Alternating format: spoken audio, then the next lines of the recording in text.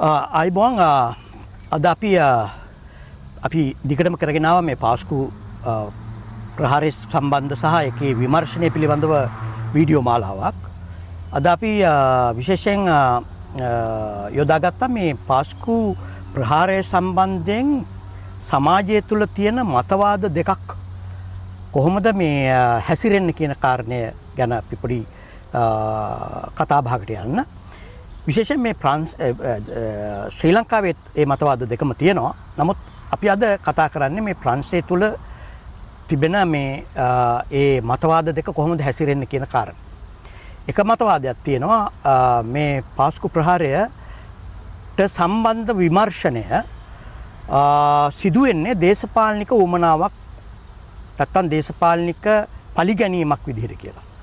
ඊළඟ මතවාදයේ තියෙනවා මේ පාස්කු ප්‍රහාරය පිළිබඳ විමර්ශනය කඩිනම් කළ යුතුයි තරාතිරම නොබලා ඒ අදාළ සිද්ධියට සම්බන්ධ මිනිස්සුන්ව ගෙනල්ලා විමර්ශනය කළ යුතුයි කියන මතවාදය.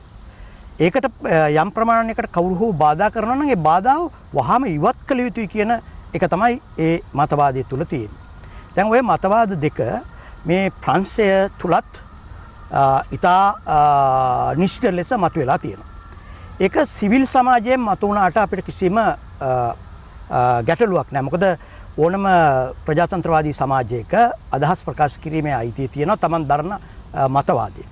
ඒ නිසා සිවිල් සමාජයෙන් එන ඕනෑම විරෝධයක් නැත්නම් ඒකට පිළිබඳව තිබෙන අදහස් ඉදිරිපත් කිරීමේ මතවාද ඉදිරිපත් කිරීමේ කාරණය කිසිම ගැටලු සහගත දෙයක් නෙමෙයි. දැන් අද ඒ වුණාට මේ ප්‍රංශය තුල මේ සිවිල් සමාජයෙන් එහා ගිහින් ආගමික සංස්ථාවන් මේ එක් මතවාදයක් වෙනුවෙන් පෙනී හිටින්නට උත්සාහ කරමින් තිබෙන වෙලාවක් මේ මොහොතේ වෙනකොට. ඒ නිසා මේකෙදී යම් අපි විමර්ශනයට භාජනය කළ යුතුයි.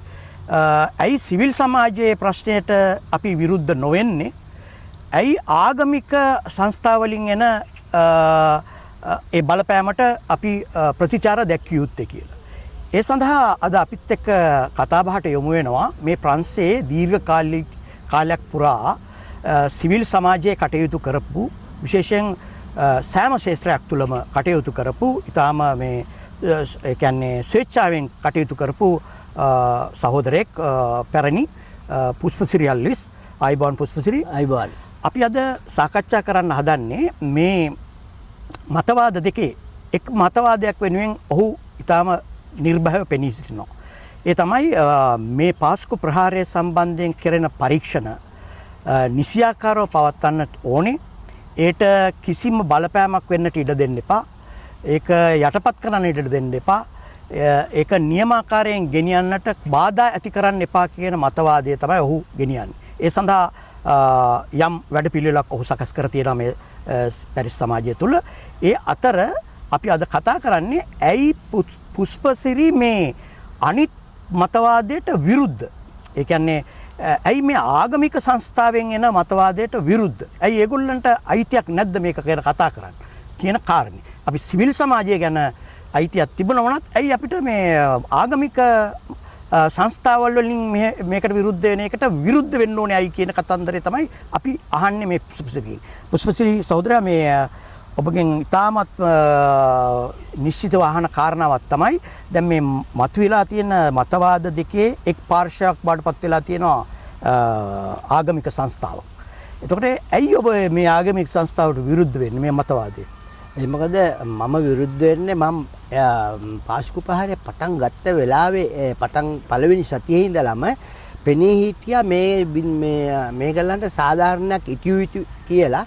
එතකොට විදේශිකයන් 45 දෙනෙක් නැති වුණා. අපේ පන්තජාතික 3 දෙනෙක් නැති වුණා. එතකොට ඒක ජාතියක් වශයෙන් රටක් හැටියට බලපාපු ලොකු ප්‍රශ්නයක්. ඊට පස්සේ මේ ළමයි විශාල සංඛ්‍යාවක් ආබාධිත වෙලා තියෙනවා. එතකොට මේගලන්ට සාධාරණයක් හිටිය යුතුයි. ලංකාවේ වගේ රටක මේක සාධාරණය කරගන්න අපි පෙනී හිටිය යුතුයි කියලා ලොකු බලපෑමක් මුල ඉඳලම තිබුණා. මේ එතකොට 2019 අප්‍රේල් 28 වෙනිදා අපි පන්සේ තමයි පළවෙනිම ජාත්‍යන්තර පාස්කු පහරයට තරාතිරයම නොබලා දඩුවම් කළ යුතුයි කියලා සිංහල දෙමළ මුස්ලිම් 1200 ගානක් පොලිස් රිපෝට් එක අනුව 1200ක් ශ්‍රී ලාංකිකයෝ එකතු වුණා. ඔබ තමයි ඒකේ ප්‍රමුඛයා විදිහට ඒකේ කැඳුම්කරු මම. එතකොට මම අවුරුදු 7ක් තිස්සේ මතේ ඉන්නවා. එතකොට මේ පූජක පක්ෂයේ මේකට එකතු මේ අනිත් පැත්තට මේක පරීක්ෂණ වලට බාධා කරනවා කියන්නේ මා විනාශයක්. එතකොට මේ පූජක පක්ෂය දැනගන්න ඕනේ මේකට නීතියානුකූලව කටයුතු කරන්න නිස්සබ්ද වෙන්න. පූජක පක්ෂයට කරන්න වෙන වැඩ තියෙනවා. මේ සිවිල් සමාජයට අයිතියක් තියෙනවා. මේ පන්තේ තමයි සෑම පැයකටම සංවිධානය බිහි වෙන්නේ. ඔව්. යුරෝපේ. එතකොට සිවිල් සමාජයට අයිතියක් තියෙනවා. සිවිල් සමාජය කරන දේවල් වලට අපිට අදාළ නැහැ. මේ පූජක පස්සේ ඉදිරිපත් වීම දරුණුම දෙයක්. ඒ හින්දා ඒකට දැඩිසර පෙනී හිටින්න ඕනේ නීති අනුකූලව වැඩ කරන්න ඕනේ. ඒ සඳහා මම කොම්සයිය ජුඩික් අරගෙන තියෙනවා ක්‍රියාමාර්ග ගන්නවා අනිවාර්යෙන්ම. ඒ මොකද ඒක ගන්නේ මතු යුරෝපයේ ජීවත් වෙන ශ්‍රී ලාංකිකයන්ට. අපි භුක්ති විඳලා තියෙනවා. පැවිදි සමාජය නානසාරවල වගේ ඒගොල්ලෝ පෝෂණය කළේ ප්‍රංශේ. එතකොට කරලා තියෙන විනාශයක් රටකට ජාතියකට. එතකොට මේ පැල කරන්න දන්නේ කරට්ටලයක් පෙන්නලා නියලඟලාල හිටවන්න හදන්නේ මේ භික්ෂුන් වහන්සේලා. ඒ හින්දා ඒකට නීති අනුකූලව පන්ති නීති අනුව කටයුතු කරනවා. ඔබ මම මෙහෙම කිව්වොත් දැන් මට තේරෙන විදිහට ඔබ ඊටම මේ වෛරසහගත ලෙස බුද්ධ ආගමට විරුද්ධව කතා කරන වගේ අදහසක් මතුවෙනවා වගේ. ඔබ ඇත්තටම බුද්ධ ආගමට විරුද්ධ කෙනෙක්ද? නෑ. 1984 ඔව් විහාරස්ථාන හදනකොට පළවෙනි කණ්ඩායමේ හිටපු කෙනෙක් දීර්ඝ කාලයක් පන්සලක් ගොඩනැගිය යුතුයි කියලා. දැන්ට ඉන්න පන්තේ සංඝනායක හමුදුරුවන්ගේ නායකයා තමයි බිහිවුණු සංවිධානයේත් මම දීර්ඝ කාලයක් වැඩ කළේ. එතකොට විහාරස්ථාන හදන්න මගේ ශ්‍රමදායකත්වය ධනය අපිට වීකෙන්ඩ් එකක් තිබුණේ නැහැ ඉස්සර. ඒ දා 1984 විහාරස්ථානයේ ගොඩනගන හැම වීකෙන්ඩ් එකකම අපි අපේ බිරිඳලා පවුල් ඒවා අපි පසුතැන තියලා තිබෙන පළවෙනි තැන තිබ්බේ ගොඩනගෙන්න ඕනේ විහාරස්ථානයක් තියෙන්න ඕනේ අපිට කියලා. ඒක සාක්කිදරයි ඒ සියලුම දෙනා නායක පන්තේ සංඝනායක ස්වාමීන් වහන්සේගේ ඉඳලා සාක්කිදරයි කොතන හිටියේ කියලා පුස්බිලි ඩල්විස් කියන එක. ඔව් අපි දන්න ප්‍රමාණයට ඇත්තටම ඔබ මේ සමාජ සේවයේ ඇතුලේ කිසිදු පක්ෂ ભેදයකින් තොරව විශේෂයෙන් අපි ගත්තොත් ඇත්තටම ඒ දවස්වල ජනතා විමුක්ති පෙරමුණට පවා ඔබ මැදිහත් වුණා විවිධ අවසර පත්‍ර ලබා ගැනීම සඳහා උද්ඝෝෂණ වලට අවශ්‍ය අවසර ලබා ගැනීම සඳහා ඒ විතරක් නෙමෙයි මට මතකයි අපිත් සම්බන්ධ වෙච්ච මේ යහපාලන ආණ්ඩු සමයේ ඔබ මේ එක්තරා වැදගත් කාරණයකට මුල් වුණා. ඒ තමයි මේ එක්සත් ජාතික පක්ෂය විසින් මහ බැංකුව බිඳීම කියන කාරණේදී ඒක පැහැදිලි කරන්නට අවශ්‍ය කරන සංවිධානයක්. ඒ කියන්නේ ලංකාවේ පිරිස් ගෙන්නලා මෙහි සංවිධානය කරපු එකේ මූලිකය ඔබ. ඔව් අනිවාර්යයෙන්. එතකොට මට මතකයි ඒකට ගෙන්නුවා මේ දැනට මේ ආණ්ඩුවේ ඇමතිවරයෙක් විදිහට ඉන්න මේ අනිල් ජයන්ත ප්‍රනාන්දු. ඔව්. එයා සහ මේ අමිල දඹර අමිල එතෙන්දී විශාල ප්‍රශ්නයක් වුණා නේද ඒ වීසා ගැනීමේදී? අනිවාර්යෙන්ම ඒ මොකද මම කැඳවුම්කරු මේ යාපාලන රජයේ. එතකොට සංවිධානය කරනකොට 40 දෙනෙක් එක් විතර මට පැවරිලා තියෙන්නේ මම පන්සේ ශ්‍රී ලාංකිකයන් වෙනුවෙන් පෙනී හිටින සභාපතිවරයෙක් නෙමෙයි. මගේ ව්‍යවස්ථාව අනුව මම පෙනී හිටින්නේ පන්සේ ජීවත් වෙන සියලුම විදේශිකයන් සදා ඉන්න සංවිධානක සභාපතිවරයෙක්. එතකොට මට ශ්‍රී ලාංකිකයන් වෙනුවෙන් මට යුතුයකමක් තියෙනවා. ශ්‍රී ලංකාව වෙනුවෙන් විශේෂයෙන් මොන හරි දෙයක් තියෙනවා හොයලා බලලා මේවා කරන්න. එතකොට මේ අපි දමලා හමුදුරංග ගෙනාවේ සන්නිධිය අවසන්. දඹර හාමුදුරුවෝ. දඹර අමිල ස්වාමීන් වහන්සේ. එතකොට වීසා මේවා කළා. එතකොට අනිල් ජයන්ත මහත්තයාව අපි යෝජනා කළේ මම නෙමෙයි යෝජනා කළේ මම දෙන්න මේ යෝජනා කළේ මේකෙන් මුදල් සම්බන්ධව මේ දැනුවත් කරන්න. එතකොට මට SMS එකක් ආවා මේ මට මේ පැරිස් පොලිස් මුලස්ථානයේ ඔබ ගෙන්නන කෙනා මේ ජාතිවාදී කෙනෙක් කියලා. ඒ කියන්නේ දමර අමිල. ඔව්. එතකොට මේ මම කිව්වා ඒගොල්ලන් දන්නවා මම එහෙම කෙනෙක් නෙමෙයි කියලා. දැන් අවුරුදු 25ක් මේ වගේ නිලයක් දරනකොට ඒගොල්ලන් මග්නර විශ්වාසයක් තියෙනවා. එතකොට ඒගොල්ලන් කිව්වා අපිටත් පුදුම හිතුණා මෙහෙමයි කියලා. පස්සේ මේ ඔය ජාතිවාදී අන්තවාදී මතදරන ඒගොල්ලන් ප්‍රන්සේ පැරිස් තානාධිපති කාර්යාලයේ ඉස්සලා උද්ඝෝෂණයක් කළා. මම දැක්කත් ඒක දඹිල අමිල ප්‍රන්සේට එපා කියලා බෝඩ් එකක් උස්සනවා මම දැක්කා. දඹර අමිල. දඹිලයි. හැබැයි මම ඒක එච්චර දුර හිතුවේ නෑ. නමුත් ඒ හින්දා මෙයාගේ වීස් එක දුන්නේ නෑ. ඒ කියන්නේ දුන්නා මෙයාට දුන්නා. ඊට පස්සේ මෙහෙන් විශේෂ රිපෝට් එකක් යවලා ආපසු ගෙන්නලා තමයි වීස් එක දීලා ගෙන්නුවේ. එතකොට මේ මම ඒ වෙලාවේ ලිඛිතව ජනාධිපති අගමැති සියලුම ආයත මම යවලා තියෙනවා. මේගලන් කුමන්ත්‍රණකරුවෝ ඒ වෙලාවෙත් පන්තේ හිටපු බුද්ධියන්සෙක් කෙනා තමයි මේ අදහස දුන්නේ මෙන්න මේ විදියට කරන්න කියලා. මේගලන්ව මෙහෙවන්නේ මේගලන්. මම ඒවට නීති අනුකූලව කටයුතු කරලා තියෙනවා. මම හිතන්නේ මම ඉදිරියේදී අනිවාර්යයෙන්ම සභාපතිවරයෙක් ඇටියට ජාතින් සමගිය සඳහා ඉන්න සංවිධානයක ධ්‍රුවාද ඔම් කොම්තයේ ජෝඩික් එකේ එතකොට මගේ යුතුයකමක් මේ තියෙන නීති විරෝධී කටයුතු මේවා පන්ත රජයට දැනුම් දෙන්න. ඉතින් ඒවා දැනුම් දෙනකොට ඒවා සමාජයේ තේරුම් ගන්න ඕනේ කවුද කියලා. දැන් මොහොතකට ඉස්සෙල්ලා මේ පුෂ්පසිරි කිව්වා නේද මේ සමාජයේ තියෙන යම් යම් ප්‍රශ්න පිළිබඳව මේ ප්‍රංශ රාජ්‍යයේ තියෙන නීතිය ක්‍රියාත්මක කරන ආයතන වලට ඔයා මැදිහත් වෙන්න කැමති ඒකට දැනුම් දීම් කරනවා කියලා.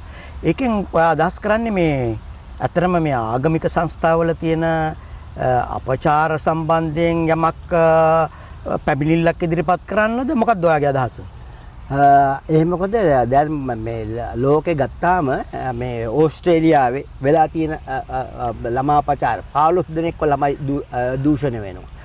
එංගලන්තේ ඊට පස්සේ ලංකාවේ නඩු කොච්චර ඉදිරිපත් වෙලා වැඩිකාර වෙනවද? ඒවා වැලියට යන්නේවා කොච්චර තියෙනවද? එතකොට පන්සේ නොවුණා කියලා තියෙන පන්සේ ඉතිහාසයක් තියෙනවා. ඒ ලිංගික කටයුතු වෙලා වෙච්ච සිද්ධීන් ගණනාවක් තියෙනවා.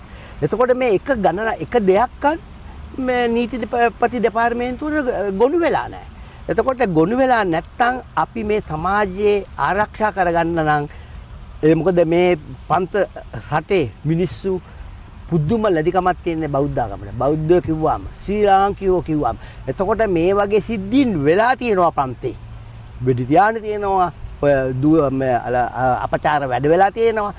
එතකොට මේ සියලුම සිද්ධීන් වලට මම මැදිහත් වෙලා තියෙනවා. මේවා සමනය කරගන්න. එතකොට පංගුවත් සංවිධාන වල සභාපතිවරු මේක ස්ථීරව මම යවලා තියෙනවා. ගිහලා බලන්න මේ පන්තල ඇතුලේ කාමරේදම කියලා මේ වීඩියෝ එක තියෙනවා. තමයි අද වර්තමානයේ ඉන්න සභාපතිවරු සංවිධානවල මම යවලා තියෙනවා. යවලා ඒව සම්මතයකටපත් කරලා තියෙනවා. පුළුවන් තරම්. හැබැයි මේවා බැලුවාම දැන් වර්ධනය වෙමින් පවතිනවා. එතකොට අපිට දැනුවත් කරන්න වෙනවා පන්තේ නීතියානුකූලව මට දැනුවත් කරනවා මගේ වගකීම සෙන්ටර් සෝෂල් එකක සභාපතිවරයෙක් හැටියට ජාතින් ගණනාවකට පෙනී හිටින කෙනෙක් හැටියට එතකොට ළමා අපචාර සම්බන්ධව නොවෙනවා කියලා සාතිකයක් දෙන්න බෑ. එතකොට දෙන්න පුළුවන් එහෙම කවදාවත් වෙලා නැත්තම් සිද්ධීන් කිසිවක් වෙලා නැති නම් එතකොට උදාහරණයකට ඕස්ට්‍රේලියාවේ අධිකරණ තීන්දුව බලන්න. ඒකේ ලියලා තියෙනවා ඒ පොලිස් මේකේ ඒ ඕස්ට්‍රේලියා රජයට පුදුම හිතෙනවා පන්සල් එන ළමයි ඉන්න උපාසිකලා උසාවියේ මහා ගෝඨාසියක් කරනවා කෑ ගහලා. එතකොට ඒ රජයට තේරුම් ගන්න බැරුව වෙනවා මේ අම්මලා ළමයි ඉන්න දරුවෝ අම්මලා ඉන්න ඒගොල්ලන් නේද මේ ළමයි පාරුද්දනේ ජූසනේ කරපු අහමුදුර වෙනුවෙන් පෙනී හිටින්නේ බිස්සුව කියලා. අධිකරණයෙන් මේව වෙනවා. එතකොට මේ එංගලන්තෙත් එහෙම දැන් එංගලන්තේ එහෙම කරපු දූෂණය කරලා හිරේ ගිය කෙනා එංගලන්තේ ළමයි ඉන්න පැත්ත වලාට යන්න බෑ. නමුත් ලංකාවේ ළමා මේක දාගෙන ඉන්නවා. හැබැයි මේ පුස්පේ මම පොඩි බාධාවක් කරනවා. දැන් ඔයා ඕක මේ ඒ කියන්නේ ප්‍රංශ රාජ්‍යයේ තියෙන නීත්‍යානුකූල තැනකට ගෙනිච්චාම ඔයා කරන්නේ මේ සාමාන්‍යයෙන් ඇත්තටම මේ ප්‍රංශයේ ඉන්න සමාජයේ ඉන්න ශ්‍රී ලාංකිකයන්ට කරන අපහාසයක් නේ. ඒක දරුවන් ඉන්න දෙමව්පියන්ට කරන ලොකුම සේවය මේක තමයි. ඒ කියන්නේ නැත්තම් මේ නීතිය එතකොට මේගොල්ලන්ව නැත්තම් මෙහෙම නීතිය පන්තියේ තියෙන නීති රාමුවට මේගොල්ලන්ව ගොනු කරලා නැත්තම් එතකොට මේවා දැනුවත් කරුවාම මේ මට යන්නේ මේක සත්‍ය දැනුවත් කරන්න නීති දෙපාර්තමේන්තුවෙන් තමයි මං වෙනුවෙන් ඉදිරිපත් වෙන්නේ අධිකරණයට. එහෙම ඉදිරිපත් වෙලා දඬුවම් කරපු අය ඉන්නවා පන්තේ. එතකොට මට දැනුවත් කරන්න තියෙන්නේ මගේ නිලයත් එක්ක මං දැනුවත් කළාම සමාජයට ලොකු සේවයක් එනවා. එතකොට නියම භික්ෂුන් වහන්සේලා ධර්ම ශාසනය ධර්මය ආරක්ෂා කරන සමාජයට මේවා කරන භික්ෂුන් වහන්සේලා ඒ දෙකලයි පන්තෙත් සියලුම එතකොට පන්ත ජාතිකයෝ ලොකු අවබෝධයක් ගනී මේ වගේ සිද්ධියක් වෙන්න නොවෙනවා කියලා උපකල්පනය කාටත් කරන්න බෑ සාක්කිත් එක්ක තියෙනවා. හරි පන්තවලේ වෙඩි තියාගෙන තියෙන දායක සභාව එකතු වෙලා. එතන මූලහසනේ තියෙන නායක හමුදුරොත් එක මම. ඒව සමතකටපත් ගන්න. හිරගෙදරට ගියේ මම.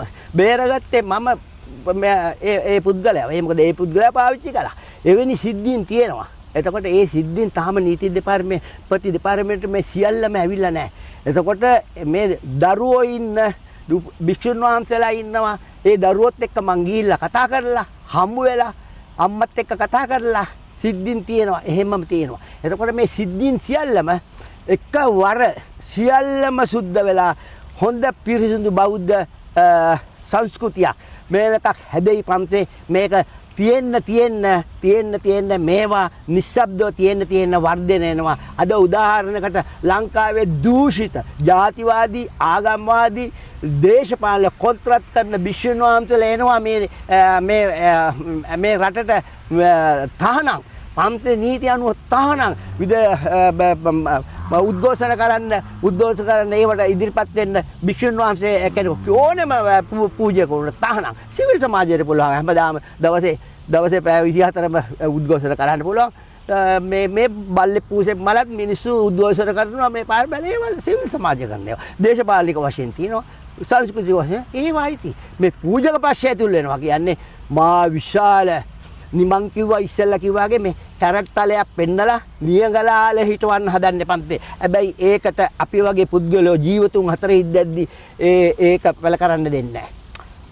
බොහොම ස්තුතියි පුෂ්පසිරි අද අපි කතා කරේ ඇත්තටම මේ සමාජයේ මේ ප්‍රංශ සමාජයේ තුල තියෙන මේ ඊටාම බරපතල කාරණා කීපයක් ගැන මම හිතන්නේ මේ පුෂ්පසිරි සහෝදරයා මේ ඇත්තටම දීර්ඝ කාලයක් මේ පන්සේ සිවිල් ක්‍රියාකාරිකෙක් විදිහට පිටු කෙනෙක්. ඒ නිසා ඔහු පිළිබඳව යම් මතවාදයක් ගොඩනැගුණා මේ පන්සලට විරෝධී බෞද්ධ විරෝධී පුද්ගලෙක් කියලා මේ සිද්ධීන් නිසා. ඒ නිසා තමයි ඇත්තටම අපිට වැදගත් උනේ මහුව කැඳවලා ඇත්තටම මොකද්ද ඔබගේ අදහස? ඇත්තටම ඔබ බෞද්ධ විරෝධියෙක්ද? ඔබගේ ඉතිහාසය මොකද්ද? බෞද්ධකමට තියෙන සම්බන්ධය මොකද්ද? ඔබ ඇයි මේ වගේ දේවල් කරන්නේ මේ බය නැතුව මේවට විරුද්ධව එළියට ඇවිල්ලා අනිකුත් අය අකුලගෙන ඉන්න වෙලාවල් වල තනියෙන් තමන් මේකට මැදිහත් වෙන්නේ ඇයි? මොකද්ද ඔයාලට තියෙන හයිය? ඇයි මොකද්ද ඔයාගේ තියෙන උවමනාව කියන කාරණේ අපිට මේ ඉන්න සමාජයට පුෂ්පසිරි කියන කතාව ඔහුගේ වචනයෙන් මේ සමාජයට ඉදිරිපත් කරන්න ඕනකම අපිට තිබුණා. ඒ නිසා තමයි අපි අද මේ ඉතාමත් කෙටි මේ පිළිසඳර ලෑස්ති කරගත්තේ. බොහොම ස්තුතියි පුෂ්පසිරි අල්විස් අපි මතුවටත් අපි ඔබ සමග සාකච්ඡා කරන්න බලාපොරොත්තු වෙනවා විවිධ සමාජ සේවා පිළිබඳව. අපි අදට සමුගන්නවා ඔබට බොහොම ස්තුතියි. බොහොම ස්තුතියි මට මේ අවස්ථාව ලබා දුන්නට.